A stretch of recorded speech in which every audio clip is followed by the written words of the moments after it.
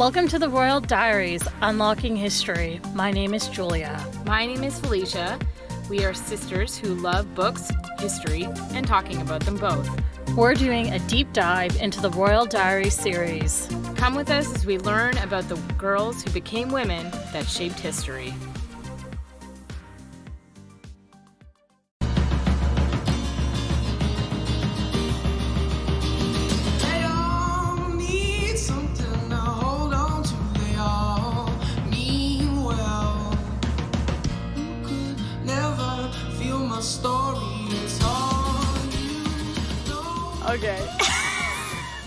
Okay, so this is not a rain podcast. This is not a rain podcast. But Mary Queen of Scots, Queen Without a Country by Catherine Lasky. Mary, the young Scottish queen, is sent a diary from her mother in which she records her experiences living at the court of France's King Henry II as she awaits her marriage to Henry's son, Francis. All right. So this episode is hopefully going to be somewhat hefty, and it is definitely going to be heavy. Well, yeah, because even though she doesn't get to it at the end, which is weird, Mary Queen of Scots has a pretty tragic life. Yep. I mean, whenever I think about Mary Queen of Scots, I think about that even more terrible Tudors book. You remember, like, from the Horrible Histories? Yes. And that iconic quote from it, she became queen when she was 6 days old and probably celebrated by wetting her nappy. There we go. And, yeah. So, this episode is not all about Mary Queen of Scots, the 2018 film, hating on it, nor is it about arguing that Reign might have been the CW's best show since Nikita, nor is it a Catherine de Medici apologetic. It's about how this woman, I think in more than any of the women that we've covered so far, except maybe Marie Antoinette, has really taken on her own mythological status. It seems that there are some undisputable facts about Mary Queen of Scots that we cannot get away from. One, she was never able to realize her potential, and we missed out on a great ruler. 2, she married Darnley purely out of impulsive love. And 3, she was a victim of her jealous cousin Elizabeth. I hope to dispute some of these claims just a bit, or at least complicate our reading of her. This is going to be a bit of a longer introduction, but I just really think that this quote from Alison Weir really gets at how we do and do not view Mary Queen of Scots. Spoiler alert, she might have had her second husband, Lord Darnley, murdered, or at least she was very much involved in the cover-up. But anyways, after Darnley's murder, which led to her enforced abdication and her long imprisonment in England, she's become a contentious figure. Scottish Calvinists saw her as an adulteress and murderess, and for political reasons vigorously painted her as such, while Mary's Catholic and Loyalist supporters regarded her as a wronged heroine. As memories of the murder faded, she became the hope of the Counter-Reformation and the focus for Catholic plots against Elizabeth I. Mary herself consciously fostered a pious image, which culminated in her calculated and dramatic appearance as a martyr for her faith at her execution in 1587. English Protestants, it should be remembered, found her an altogether more sinister figure, and not without reason. Yet Mary's dignified courage as she faced the block has had a profound effect on the ways in which most of her biographers have portrayed her. This image has, to a great extent, swept away darker contemporary perceptions of her, and as time passed, it helped to enshrine her in romance and legend. Therefore, anyone writing about Mary Queen of Scots today has to penetrate beyond the several stereotypical images that have evolved throughout the centuries: the adulteress and murderess, the femme fatale, the romantic tragic heroine, the religious martyr, and the foolish victim of her own passions, to look for the real Mary and attempt to establish some estimation of her true character. That's a lot. I know, right? But it's interesting. Every single one of those archetypes, if someone were to say, ask me, describe Mary Queen of Scots, I would probably rattle off those ones. Mm-hmm. Like, in some ways, almost anything that could be written about Mary Queen of Scots has been written. Mm-hmm. Antonia Fraser wrote what's now considered to be the definitive biography, which I'm also using as a source. And unlike many of the women we have been looking at, the historiography regarding Mary has shifted so much in the almost 500 years since her death. I want to contextualize Mary more than anything. We all know the main story beats. She was a queen at less than a week old. She spent the majority of her childhood and adolescence in France. She was married 3 times, might have murdered one of her husbands. She was imprisoned by her cousin Elizabeth I and was executed on the 8th of February, 1587. If anyone ever had a perfect 3-act play style type of life, it was definitely her. But before we go and we get into all of that, what did you think about the book? Okay. First time you read it, and then upon the reread. So to be honest, I genuinely can't remember when I first read this book. It didn't stand out to me. You know what it was? I think talking about that idea of my expectations going into the book when I was a young person, because I didn't know that Mary was raised in the French court. So when I was reading this, she's obviously in France, I feel like that's for some reason why it didn't stick around as much, because I went into being like, yeah, let's read about Scotland. And then it's France. And so I think my youth mind was just like, whatever. See, you clearly did not wake up super early on a Saturday one time, go downstairs to find your father watching Gunpowder, Treason, and Plot, and then sitting down next to him, and then him being like, let's go and talk about all this. I was, why is she talking in French if she's Scottish? Well, Julia... Yeah. Oh, yeah, here's the tale. Exactly. Yeah, so this almost was me reading it fresh eyes on this reread. Some of the stuff felt vaguely familiar, but then, wait, am I remembering this from the book? Or am I remembering this from watching the first 3 seasons of Reign? Mm-hmm. And that was the debatable part for me. Like, I remember these descriptions about Diane de Poitiers. I remember there being something with her, there being spying and all this other kind of stuff. Mm-hmm. But really, a lot of the stuff, I just was like, what is this? So, yeah, overall, it's interesting because this is Catherine Lasky's, was it third book? So she did Elizabeth and she did Marie Antoinette. Mm-hmm. And I thought what was interesting was because Elizabeth's 10 years older than Mary, and they're cousins. So it was just interesting when I was thinking about this book while I was remembering the Elizabeth one and how she wanted to characterize both women as individuals, but then maybe show that because they're cousins, there's some similarities there, because that's how we always like to compare the two. Yes. And then the other thing, too, though, I found was interesting was the Marie Antoinette book, it led up to the climax of, you would think it would be her getting married to Louis because, like, the whole book is her getting prepped for it. And then it continues onwards. This one, it was more like she's leading up to have her first communion. Yeah. Which, I'm not Catholic, and maybe this is more of a modern thing, but she's much older than someone who would probably get their first communion, as far as I know. I cannot comment. I too am not a Catholic. Anyways, so the whole point of in this book is her preparing herself and trying to become a better person, and it's very loosely threaded. She's preparing to become a better person so she can take her proper first communion, because then which really only becomes a plot point in like the last third of the book. Yeah, and then it's just okay, and then we don't even get to see that. You would think that because she did marry Francis very young, that would be actually more of a thing of how do you go from being this is a childhood friend to now you are politically allied through marriage and like whatever. But then I'm like, just watch the TV show Reign.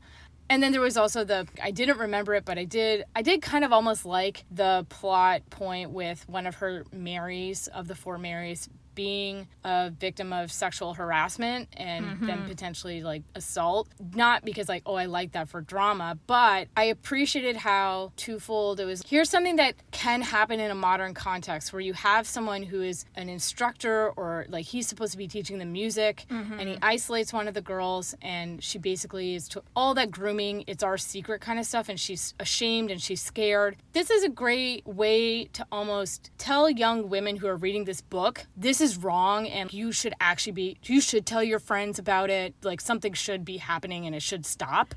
From that perspective, this is a nice maybe way that a young woman who's reading this book and is like, hey, this sounds like my creepy music instructor. I'm like, yes, it is.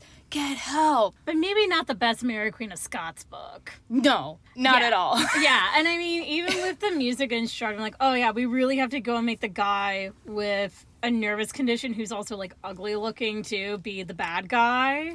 Yeah, the predator guy, as opposed to the other Scotsman who Mary has this rapport with, who she low-key has a crush on. low-key has a crush on and is sexually awakening to, but it's cool because he's hot, as opposed to he's not hot. Ergo, he has to be evil. Well, yeah. So, anyways, yeah, that's basically it for the book. And plot-wise, that's pretty much it for the book, too, I folks. know.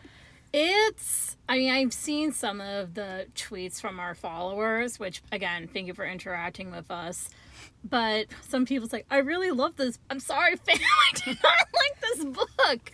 I think, too, as well, is that it doesn't have a really good driving narrative force outside of just day in her life. Mm-hmm. And I think also, too, is that my sense of who she was as a person, I didn't think that I got to know her more. I just got to learn about who she wasn't, not who she was, if that makes sense. Yeah, she does that thing where a young person is trying to model themselves off of different people in their lives. Mm-hmm. So by her, pointing out what she admires about Diane, the king's mistress, and how she wants to be more like that gives me more of an understanding of, okay, well, she's aiming to be this type of a person, as opposed to how she's boo-earns on her future mother-in-law, Catherine de Medici. So... iconically played by Megan Follows in Rain. I like, when people go and talk about that meme, they understood the assignment. I mean, Megan Follows, she understood the assignment. She wrote the book. She passed the exam. She led the class. I'm sorry, but I always think about that iconic thing where she and Lord Narcisse are trying to get blood out of the carpet because they accidentally did a murder, I think. And she's just like, how do you get blood out of the carpet? And he says, I don't know, like, we have servants for that. And I'm just like, oh my God, rich people problems. What is happening here? I think also my favorite is when she definitely gets told conniving and conniving, and just look up, oh, you know me? Oh, like, how I'm so flattered. Exactly. I'm pretty sure we were taking notes of, like, some of the sweet Catherine de Medici burns that were present throughout the entire show. Anyways, this is not a Rain podcast. This is not a Rain podcast. But anyways, so, I mean, I think also, too, for me with the book, it's just that after doing more research on Mary, there were better years, even when she was younger, that you could have been focusing on. But anyways, that all being said, what do you know about Mary Queen of Scots? I mean, you sort of gave those high-level bullet points about became queen, she was an infant, moves to France for her own safety, grows up at the French court, marries Francis, he dies, then she marries another dude, comes back to Scotland, and then Clemenceau Posay is like, I am Scottish, even though she's very French. Mm-hmm. David Tennant has a really nasty beard, and he's John Knox, and he's really harassy to her, and drama with her musician being killed by her husband, her second husband, I think. And then her next husband ends up killing that dude, but then she's like, I had no idea about it. But then it's okay because it's what's-his-face from Grey's Anatomy, and he's really hot. Yay, Bothwell. And then Elizabeth is angry, and she looks like a clown. And then she gets locked into prison. And then flash forward, it feels like 10 minutes later, she gets her head chopped off. And Elizabeth's pacing up and down, being like, I've killed the Lord's anointed! Oh, Elizabeth! So you basically went and took, like, the last season of Rain, that really not great film from 2018, and Gunpowder, Treason, and Plot, and just sort of sandwiched it all together. I also peppered in the Elizabeth movie starring Cate Blanchett, because that also is a critical point for her where she's freaking out about killing her cousin. Yeah, because I was in the golden age. Yeah. Oh my God. Anyways, but so you kind of hit a lot of the high things. But other than that, it's like zero. So let's just go and dive in and start at the beginning. So she was born on the 8th of December, 1542, and when the news was brought to her father of the birth of his daughter, he turned his face to the wall, recalling that the crown had descended to the Stuart dynasty through Marjorie, daughter of King Robert the Bruce, and muttered, "It came from a woman, and it will end in a woman." Thanks, Dad. Her father, James V, clearly did not realize how prophetic his words would end up becoming, Although, quick note, the last Stuart monarch was Queen Anne of Great Britain, who died in 1714. And then you have the crisis, and then we have the Hanoverians roll in. Fair enough. But it's kind of implied in that way, because she was born into a world of conflict. Scottish versus English, Catholic versus Protestantism, the Renaissance versus the Reformation to a certain extent, God versus science. Mary's ascension to the throne at such a young age, however, was the norm at that point in Scottish history. To back up a bit, Mary was the daughter of the aforementioned James V and Mary de Guise. Heads up, we are going to have a lot of people with the same name, so get out your flow charts, fam. For real. Her father had ascended to the throne when he was just over a year old, just like his father, also called James, became king when he was 15. Her mother was actually her father's second wife. Jamie V had been married to Madeleine of France for 6 months in 1537. She was the daughter of Francis I, who was Henry II's father. It's only going to get more confusing. No, already I'm feeling like that meme with the lady doing the math. Yeah, exactly. Aye. James and Marie married in 1538.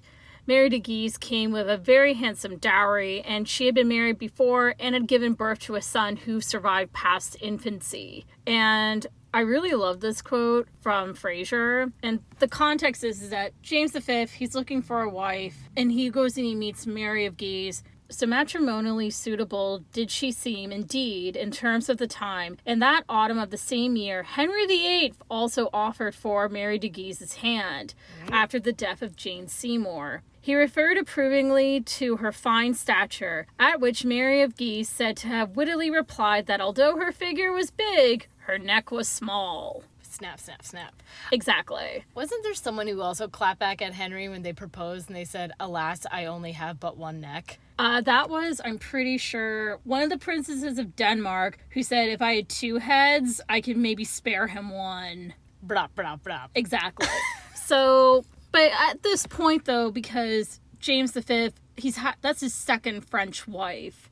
So we're already seeing how France and Scotland are getting tighter and tighter, especially once Margaret Tudor was no longer really in the picture, and England broke with the Catholic Church, and with Protestantism, particularly Calvinism, growing in Scotland, things were already starting to get a bit dicey. And yes, James V really did die when she was 6 days old. He had lost the battle, and it's pretty much like no one's sure why this man died. It seemed like he just kind of rolled over and lost his will to live. Did he lose the battle? Is that maybe? He did lose the battle. Also, you have to understand, too, within that point, he really loved his first wife. He was supposed to marry one of her older sisters. He met her, and he was like, I want to marry her. The other one, yeah. Yeah, Madeleine. And it wasn't even just that. She did come with a good dowry, which was helpful, because Scotland was pretty bankrupt at this point. Yeah. I want to marry her. Francis said, my daughter's super sickly. She's not going to go and survive in the Scottish climate. She's been living in the Loire Valley and further down in south of France because she had a very delicate constitution. Probably TB. Yeah, probably. Yeah. But they finally do manage to get married. And truly, she gets to Scotland, and then a few months later, she dies. Yeah, that'd be a real bummer. Yeah, and then he and Mary de Guise, they had 2 sons, one who died after 2 months and the other who died after a year. And then she had Mary. So he had a lot of personal tragedy at that point where, you know, I don't really care too much about men's feelings, but if he said, I don't have the will to live anymore, like, I can understand that. Yeah. I get that. Yeah. But anyways, at this point, as we know from the book, Mary is, she was the queen at that point. One of her uncles was acting as her regent, and then her mother was to act as her regent. And because of Protestant uprisings, it was basically deemed that it's safer for her to be in France. Because at that point, she was betrothed to Francis, she'd be raised in the same court as him, all of that type of jazz.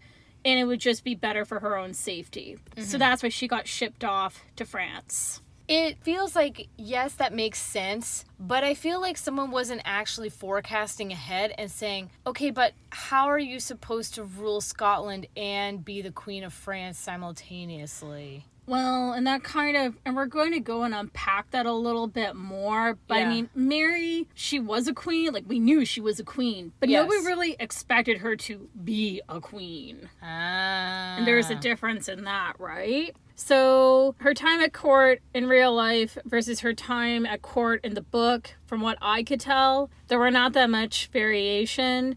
She did have the 4 Marys. She was very much good friends and got along with Diane de Poitiers. Henry II also really liked her too. She was close friends with Francis. They did get along and they did care about each other. She actually wasn't as acrimonious with Catherine de Medici as people made as it's made out to be. Well, I mean, you gotta have the drama, right? You have to have the drama, and also, again, this is not a Catherine de Medici apologetic, but Catherine de Medici is a much more complicated and interesting figure than she's really given time and space for in this book.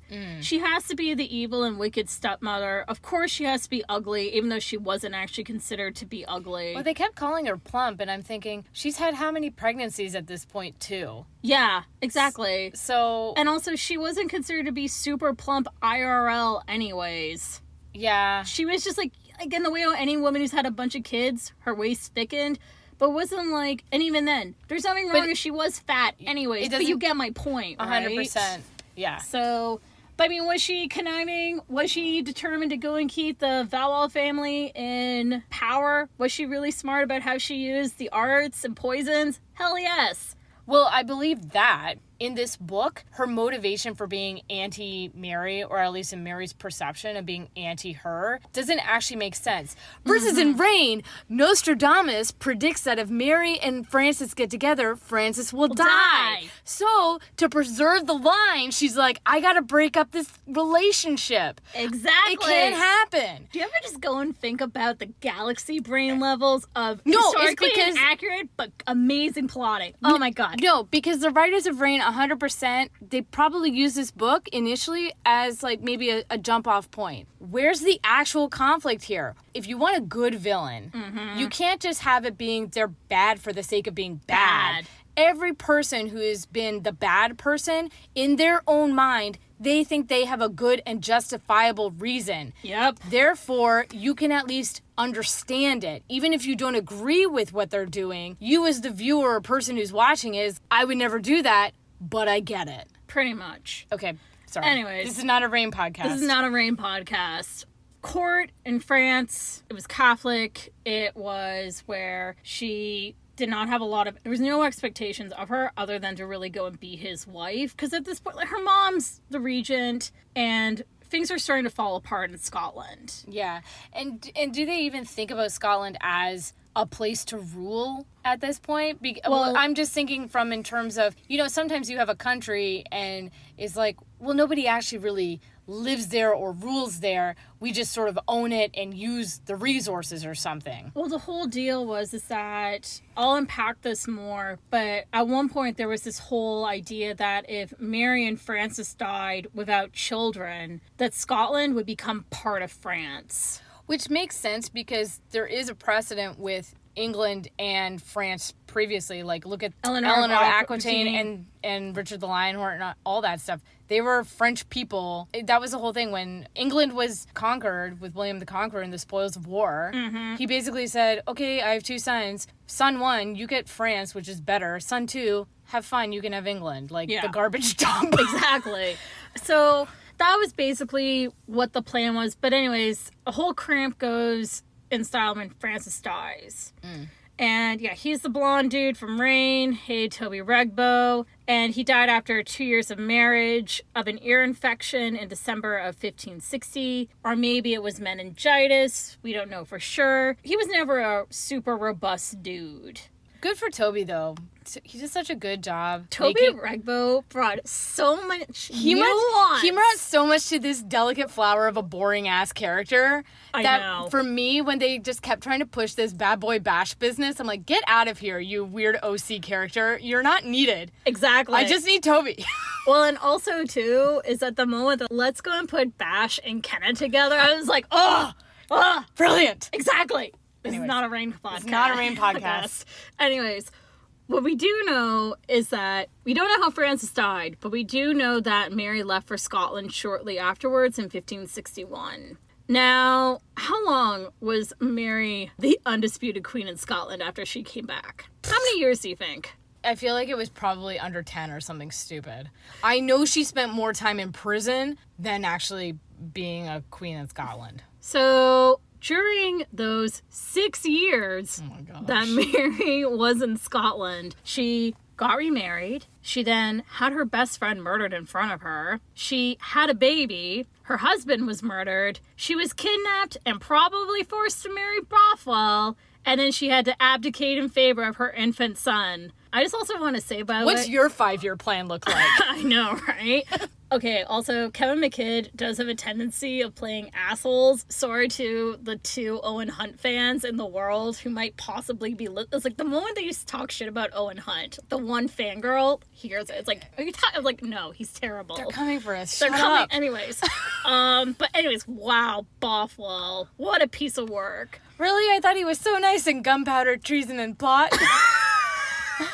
You seem like such a nice guy. Okay, but anyways. Dang it. Let's just break this down. So she married Henry Stuart, Lord Darnley, in 1565. That's 4 years afterwards, and after she had arrived. This marriage is often framed as her being super in love with him, which could be true. But it also did not hurt that he was a direct descendant of Margaret Tudor on his maternal side. He was her first cousin, sort of. Okay. He was the second but eldest surviving son of Matthew Stuart, who was the 4th Earl of Lennox, by his wife, Lady Margaret Douglas. Darnley's maternal grandparents were Archibald Douglas, the 6th Earl of Angus, and Lady Margaret Tudor, who was the daughter of Henry VII of England and the widow of James IV of Scotland.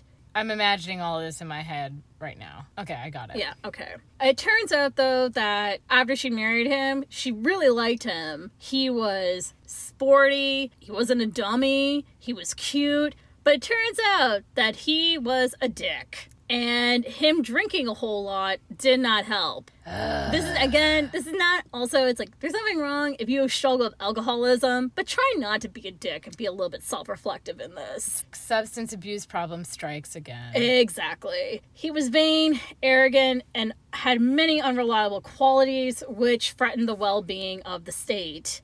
Darnley was unpopular with the other nobles and had a violent streak which was aggravated by his drinking. Oh dear. Mary also refused to grant Darnley the crown matrimonial, which would have made him the successor to the throne if she died without a child. And regardless, so Mary was pregnant very soon after the wedding.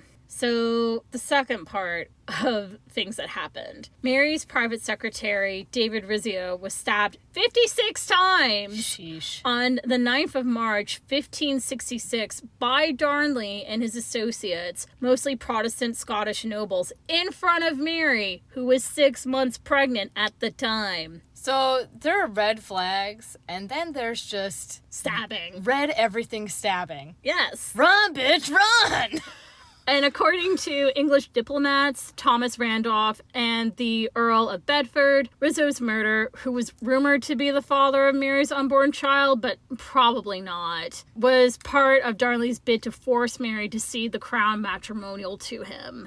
Doesn't this character get queered a lot in a lot of depictions? And it's like Darnley doesn't understand how Mary can be close friends with another dude, but then she's, don't worry, he's not like that. You know, he's gay, so don't worry, we're cool. And Darnley gets jealous and drunk, and I don't like how this Italian guy likes clothes and fashion and plays music. I'm gonna stab him. I mean, there is a little bit of truth in television in that.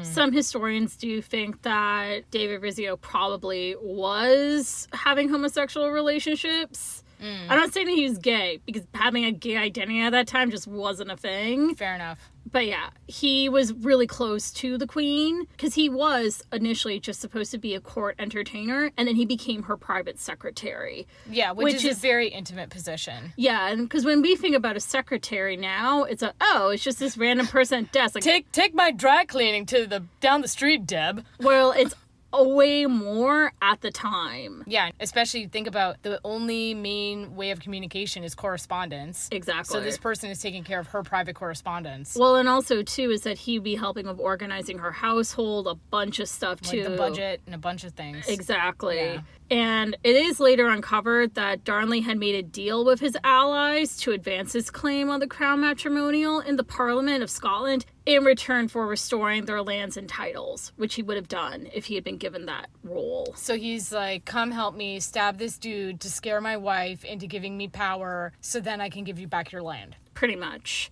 Yeah.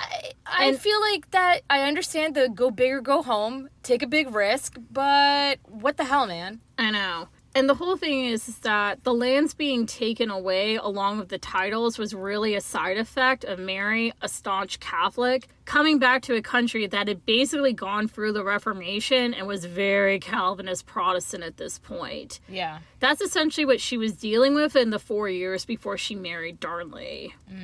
But anyways, she was clearly not happy over what happened, and she and Darnley became estranged.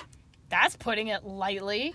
Yeah. Oh my gosh. On the 19th of June, 1566, so a few months later, she gives birth to their son, James. She's really fortunate that she was able to, like, still carry the pregnancy through. Oh, yeah. After seeing something that traumatic. Well, and also, in some portrayals, it's a knife is held against her belly. They held a gun up to her. Okay. That's a well-known thing. Oh, my gosh. But James, he has one of the most ironic godmothers of all time, Elizabeth I of England. I mean, it vibes. Yeah. 8 months later... Nothing else about this lady's life is conventional. I know, right? It kind of occurs to me that this is really like 2 years of hell right now. But anyways, 8 months later, Darnley is murdered, and we know for sure that he was. There is no question about that. What an unfortunate accident. Except it's not even an accident. What an unfortunate straight-up murder. Exactly. Alison Weir does a great job examining the primary sources and tracing a portrait of Mary and Darnley's relationship, and I recommend you read it. If you like history and you like a good murder mystery, Alison Weir's Mary Queen of Scots and Darnley's Murder, I'm just paraphrasing the title right now because I don't have it in front of me. It's a wild ride. Amazing. Yes.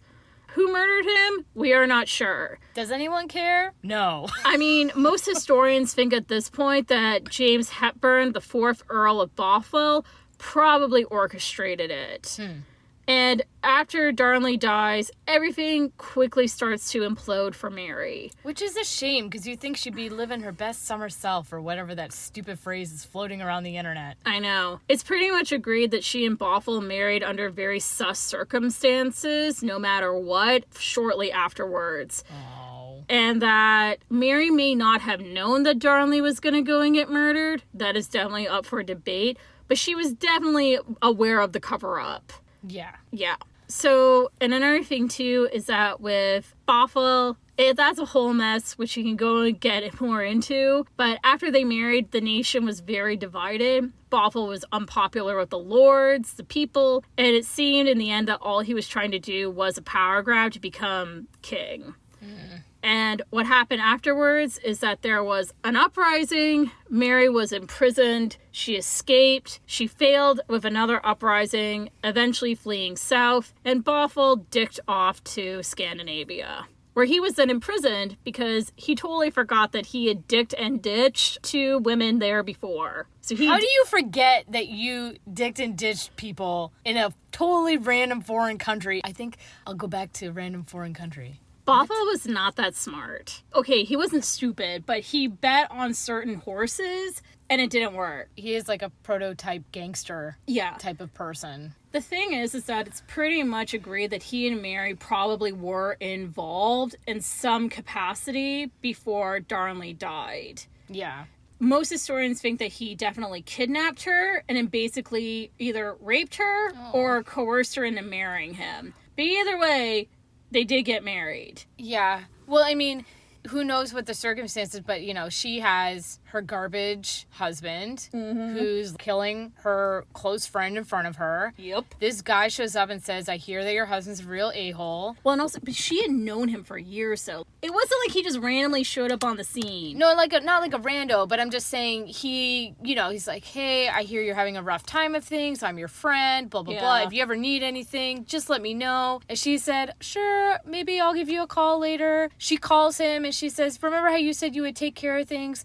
It'd be great if you could take care of things. He's like, oh, I'll take care of them. And she didn't maybe understand what take care means. I mean, we don't know. And then next thing you know, he's, remember that thing? I took care of it. So now you owe me, honey buns. No.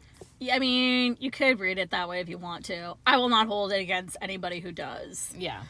But anyways, so Mary headed south, where there are two things to really keep in mind. She thought that Elizabeth would want Mary to be secured in her throne, and she did not think that she could really be held accountable by any court because she was a queen anointed by God. She went to England and never returned to Scotland. As we all know, she was imprisoned for England for the final 19-ish years of her life. But why? Yeah, that is always a question, because I knew she went to seek refuge, queen to queen kind of thing. She'll help me out. Yeah, so I have no idea. Or was it, I'll take care of you, and then I would like to leave now. No, you can't leave. So it's a bit more of the latter, and I'm going to give a very high level overview of what happened. Okay. So there was an inquiry done by the English with the Scottish lords into Darnley's murder and her possible role with them. The main evidence against her were the quote-unquote casket letters, which were a series of 8 letters that basically implicate Mary in the plot. Now, that all being said, there was no guilty verdict. Elizabeth, yes, that Elizabeth saw and gave the verdict. Which makes sense because, I'm sorry, but if you're a queen and someone's being a dink and you just have them killed, isn't that par for the course for Stuarts and Tudors?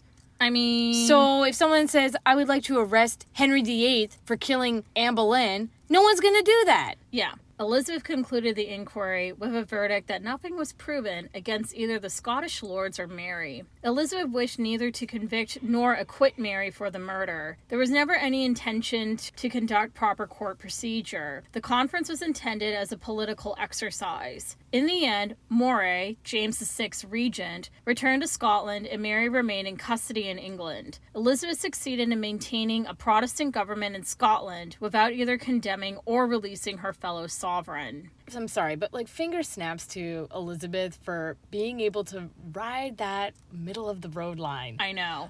Just the audacity. You gotta love it. And you see it and you love it. In Antonia Fraser's estimation, it was one of the strangest trials in legal history, ending with no finding of guilt against either party, one who was allowed to return home to Scotland while the other remained in custody. It is very complicated. So Mary is stuck in England and basically spends almost 20 years being sent from manor house to manor house within the English interior. But how does it all really end? Because that's why she's stuck there. Yes. But that's not why things ended for her. Yes. So the Babington plot was when the chickens really came home to roost. And I'm not going to go and get into major details of the plot, just what you need to know, that there was a conspiracy to assassinate Elizabeth I and put Mary, a Catholic, on the English throne. I would just like to point out, refer back to the Elizabeth I episode, where I talked about how many plots there were against to kill Elizabeth, because number one, she's a woman, but more importantly, she's the Protestant queen. You gotta get rid of her. Instead of going through the historical details, sorry for all of our listeners who are really itching for it, I want to trace Mary and Elizabeth's dynamic, because many of the women that we are covering in this series do intersect even tangentially. I mean, you have Kaolani with Victoria, Elizabeth in some ways with Johanna, you have Anastasia with Elizabeth of Austria, but none of them are so connected as Elizabeth I and Mary Queen of Scots. As we see in the not that great feature film, Mary Queen of Scots, starring Saoirse Ronan and Margot Robbie, there is a somewhat ahistorical reading that Elizabeth was jealous of Mary for her beauty and how much she was adored. I'm simplifying that movie, but I do not care. Once again, Reign did their dynamic better. In actuality, the two women never met. They did exchange a decent amount of letters, however, but there wasn't, for all that we can assess, very negative feelings on Elizabeth's part towards Mary as a person. And I'm going to be that person that extensively quotes a Twitter thread by Kate Maltby, along with pulling up one of her articles, that really puts what's wrong with the Mary Queen of Scots, the film, but also it really goes and puts some of those rumors to bed. So let me bring that up. I'm tired of movies which show Elizabeth and Mary as two sides of the same woman. We also see the recent stage version of Mary Stuart. With chance giving them different destinies, women are not interchangeable. Though this movie will not tell you, Elizabeth and Mary did face some similar dilemmas, but Elizabeth made better choices. Both Bothwell and Robert Dudley wanted to be free to marry queens. Just as Bothwell was suspected of killing Mary's husband, Dudley was suspected of killing his own wife. So Elizabeth refused to marry him. Mary never had the sensitivity to her reputation that Elizabeth showed. It is shitty that Tudor queens had to suppress their desires to suit the sexual double standards of their gossip-ridden age. Yeah, of course. Though Bothwell had already seduced and dumped 2 wives, which is bad news bears no matter what. But judgment and self-control have always mattered. To be fair to Mary, one key difference between her and Elizabeth lay in their education. From age 5, Mary was raised in her French in-laws to be the perfect decorative queen consort. Her pride was her needlework. Catherine de' Medici did not want a politically sophisticated daughter-in-law. By contrast, Elizabeth had a famously tough childhood, having to argue herself out of capital treason charges at both Mary and Edward's courts, and also had a very good humanist education. She also chose to take lessons from Roger Ashman in classical statecraft after she became queen. So everyone agrees that poor young Mary was totally ill-equipped to show up from a French childhood and take over a disputatious Scottish court. Unlike Elizabeth, she had no preparation. But the film's idea that she was doing quite well till the sexist men all conspired is bollocks. Even more bollocksy, the idea that Elizabeth ever thought that Mary was doing a good job in Scotland. In this film, there's a scene where she tells her council this talented Mary could be a good queen for England and a worthy successor. In fact, Elizabeth wrote anxious letters to Mary and others about her fear that Mary would destabilize England's neighbor. Then, as now, no one wants a failed state on their border. As the film does show, Elizabeth was threatened by the idea of a fellow queen being deposed or killed. Dangerous precedent. But she despaired of Mary and wrote about her as if a foolish child. She never admired her as an equal. Crucially, even with a female director and 2 great actresses, this is still a version of Mary, hot and up for it, versus Elizabeth, ugly and frigid, written by a male screenwriter and a male historian. It follows a line taken by centuries of men who have written about these women. So yes, it's great that female film directors are finally taking on the histories of women, and hurrah for showing us 16th century menstruation. But it's going to take more than that to reclaim these women's histories from the centuries of men who have shaped them. I wanted to go and give you that context.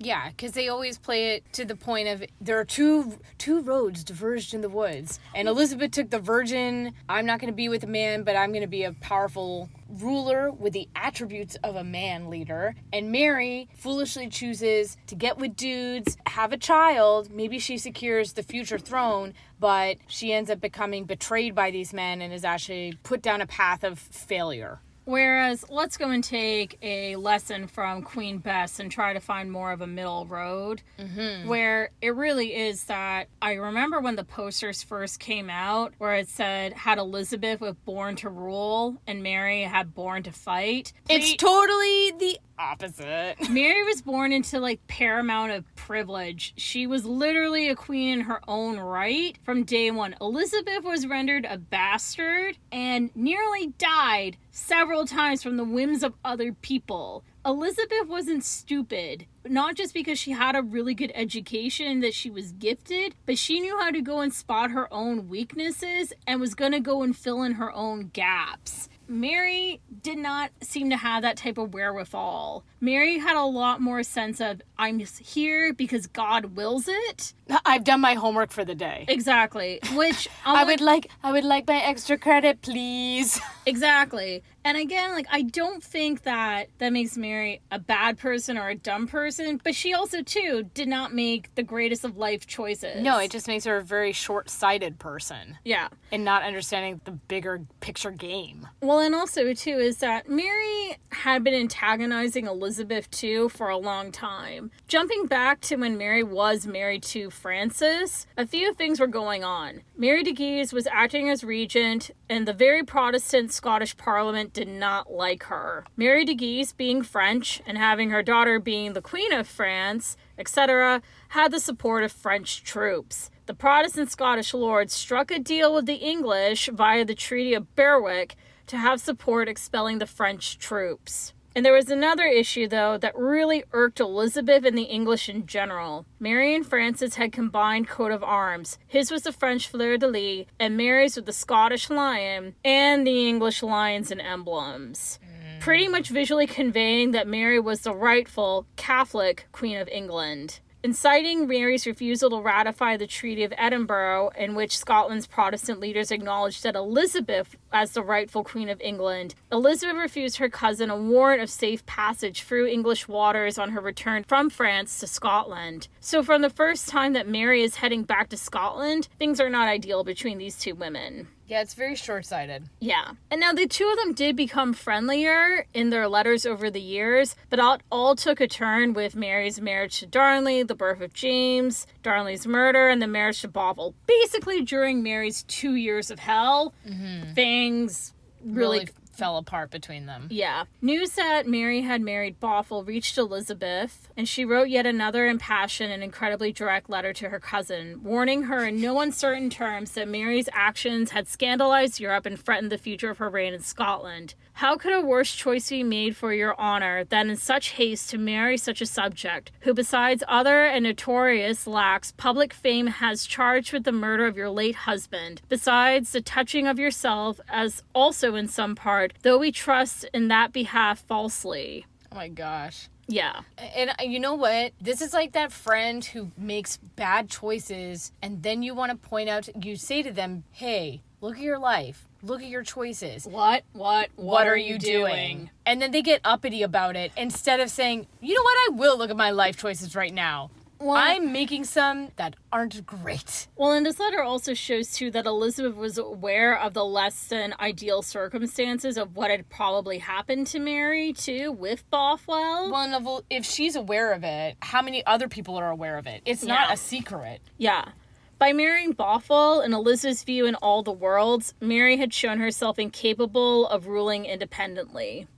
Worst of all, by marrying the man suspected of murder, Mary showed a fatal, utter indifference to public opinion and a deafeningly reckless refusal to heed her cousin's impassioned pleas for caution and deliberation. And that section is me quoting from the Crown Chronicles, which does quite a bit of unhelpful leaps in judgment, but still has extensive quotes from the letters between the women, and I thought it was a really interesting source. The whole thing is that Mary isn't going to win regardless. Let's just go and agree that Bothwell probably assaulted her and forced her hand. Yeah. She can't say no in a lot of ways. Well, and that's sort of what's pointed out in this book too, about with her maid. Yeah. And the king essentially wants to get to the meat of it, which is, did he dishonor her, aka is she still a virgin? Yeah. Otherwise, regardless of the circumstances, she has to get married. Well, and that's the whole thing. Even though Mary had been married and she was a queen, she was still subjected to those types of social mores. 100%.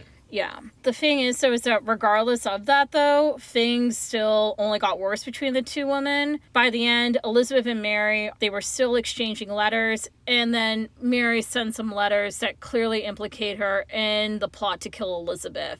So Elizabeth signs her death warrant after tearing up the first version, signing a second, and then leaving the room, and then getting really upset that her order was followed, basically trying to go and cause as much plausible deniability, because Elizabeth is thinking, if I kill a queen, that means that another king or queen could kill me. Yes. And if it's been done once, it can happen again. Well, and that was the whole thing. Look at how much breaking of precedent these Tudors have done. Yeah. You know, the Tudors even coming to the throne in the first place. What is that precedent? Hang on to the crown. Hang on to the crown is literally picked off a bloody field between the huge feuds between two families warring for years. And it's just this random outlier grabs it and says, the Tudors are on the throne. Exactly. Henry VIII gets away with murdering his wives. He breaks apart from the Catholic Church and decides to declare himself the ruler of the Church of England. Yep. So I'm just saying she's fitting in with the family mold of breaking the rules as it was. Pretty much. Because another thing, too, in that process as well is that James, little baby James, is now 20 years old.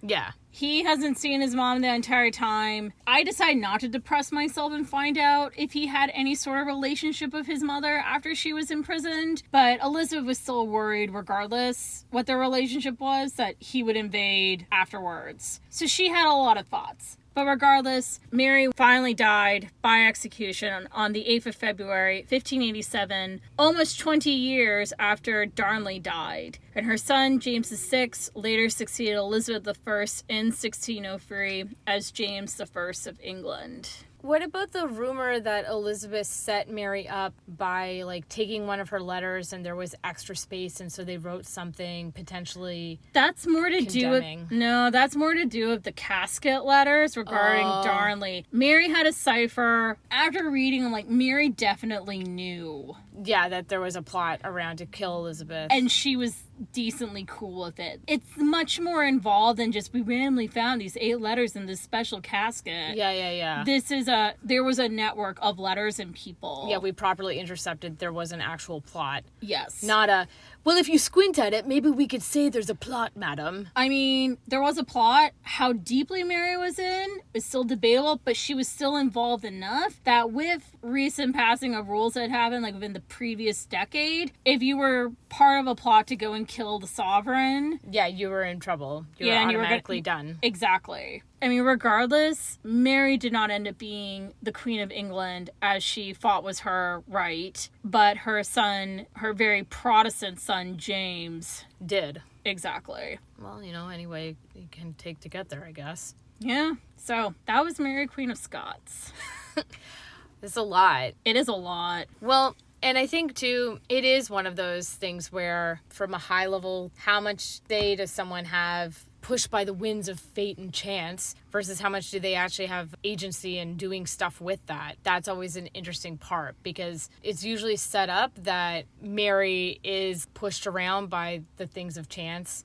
She becomes queen when she's like a baby. Mm-hmm. She's pushed around at the French court. Then she tries to finally push back in Scotland and it blows up in her face. But I don't really think of it that way. No. Here's the thing. She wasn't always getting pushed around, but she did make some fatal choices that didn't help. And I think that, again, it's hard not to go and compare her to Elizabeth as her contemporary. But Elizabeth also had another example, which was the other Mary in her life, her sister. Mm-hmm. And she saw what happened to Mary when she got married, and then when Mary was unable to go and have a child. All of that type of stuff and the type of horrible strife that happens when you're trying to go and impose one type of Christianity over the other, all of that, right? So she learned what not to do by witnessing it instead of Mary saying, how has Elizabeth been able to handle this? Because she's dropped into a very similar circumstance where there is that, religious strife and all this other kind of business. Mm-hmm. She decides to be a hardliner instead of saying, how do I actually make both sides happy and come out on top? Yeah, and that's another thing, too, is that this framing of Mary as being much more tolerant and laissez-faire and, girl boss feminism. Yeah, right. She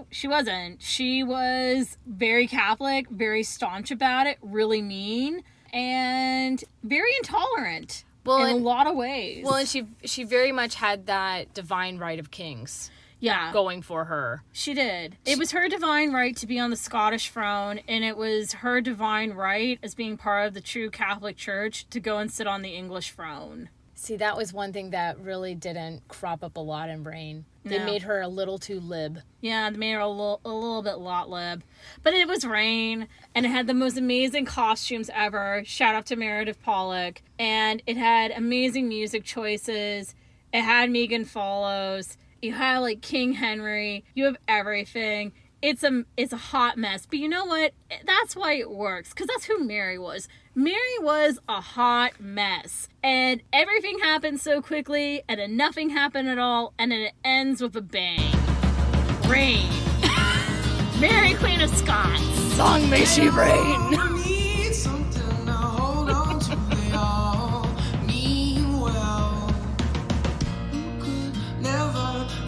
Story is all you know. This is our season 1 finale. Woo-hoo. I know, it's absolutely wild. Yes, we've done 10 books. And that's the end of season 1. We will return with season 2 after a little bit of a break. Yeah, hopefully I can go and finish my final dissertation chapter in that period. Whatever. It's not whatever, Felicia. Whatever. I need to finish before my funding runs out. Whatever, Russ. Whatever. Oh. But we'll still be on the socials, so we're going to be posting. So, and definitely our Tumblr is always active with plenty of stuff. So if you're really desperate, don't worry. We'll be on Twitter. You can always message us or Add us. add us on Instagram. Wherever. We're on all the places. So. All the thing. You're wondering, like, what am I gonna go and do? Just pick your poison, pick your app. Fair. We're there. Follow us for more research, fun facts, soundtracks, and aesthetic posts. You can find us on Facebook, Instagram, Tumblr, and Twitter at Royal Diaries Pod.